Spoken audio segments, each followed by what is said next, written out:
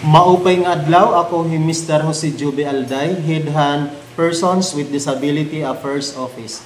In preparation, siton aton National Disability Rights Week, yan ang July 17 to 23, 2025. July 21, magkakamay-ada kita parenting talk, na kundi ng topic hini is Awareness on Caring for Persons with Disability. Ang aton venue, ato City Engineers Office, second floor, Era Conference Room. Ang aton hini participants na target ang mga kag-anak nga may ada mga anak nga persons with disability.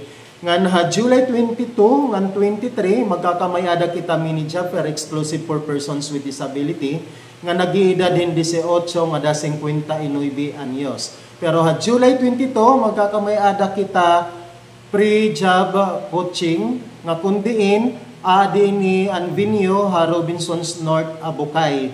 Then, July 23, ada na ang job recruitment. Again, na aton hini mga aplikante dapat in persons with disability lang kasi exclusive siya para atong sektor. Nga, nanidad hini, inuotro ko, 18 nga daha 59. Ang dadad doon, han aton mga applicant, han July 23 in an era resume, then an era theory or diploma, an era certificates, be it training, an era employment. Ini nga aton activity in nakapartner kita Public Employment Service Office sa pamumuno ni Ma'am Rowena Mati.